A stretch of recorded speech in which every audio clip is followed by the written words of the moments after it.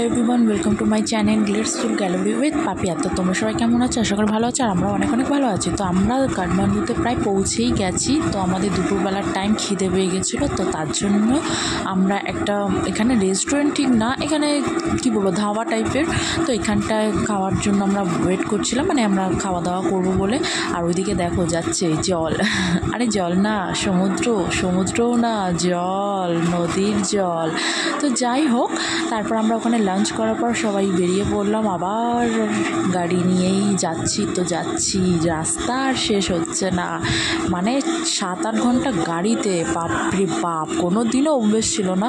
তো দেখো পাহাড়টা দেখো, জাস্ট মানে আমি মনে হচ্ছে এখানেই থেকে যাই, আর কোথাও যেতে ইচ্ছা করে না। মানে আমার পাহাড় দেখলে এত কেন ভালো লাগে আমি নিজেও জানি না। তো যাই হোক, দেখো আরও 2, 3, 4 এরকম করে পাহাড় খালি আমি মনে যাচ্ছি, কত যে দেখেছি আমি, মানে দেখার বাইরে। আর আমাদের কলকাতায় থাকি ঠিকই, ওখানে যে শুধু গ্যাঞ্জাম, মানে বাড়ি ঘর এইসব সবসময় এইসবই দেখি, কিন্তু এখানে দেখো কী সুন্দর ফাঁকা আর শুধু পাহাড়, মানে কি অদ্ভুত যে সৌন্দর্য, প্রকৃতির যে সৌন্দর্য, সত্যি কেউ না গেলে বুঝতে পারবে না। আমার তো ভীষণ ভালো লেগেছে।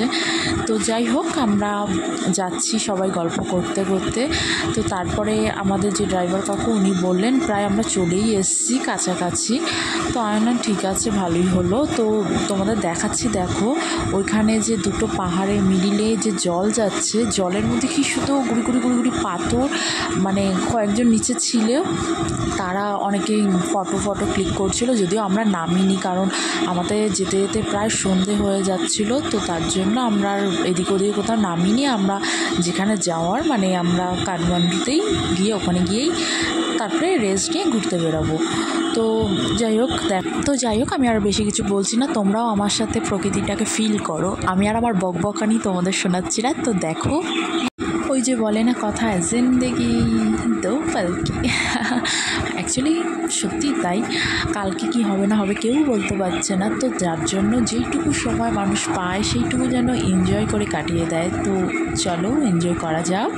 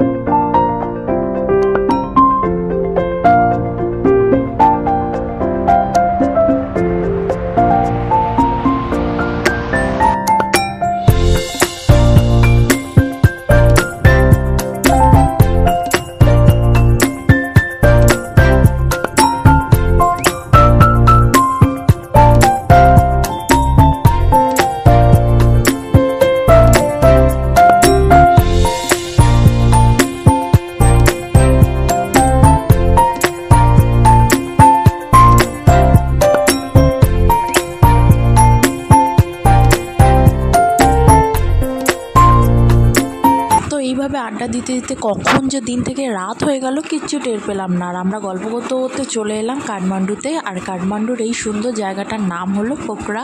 তো পোখরাতে আমরা কি করলাম, কোথায় ঘুরতে গেলাম, সমস্ত কিছু দেখাবো নেক্সট ব্লগে। তো আজকের ব্লগটা এখানেই শেষ করলাম। ভালো লাগলে অবশ্যই শেয়ার করে দিও। আর তোমরা কিন্তু আমার চ্যানেলটাকে সাবস্ক্রাইব করছো না, প্লিজ সাবস্ক্রাইব করতে একদম ভুলো না। আর টাটা, ভালো থেকো।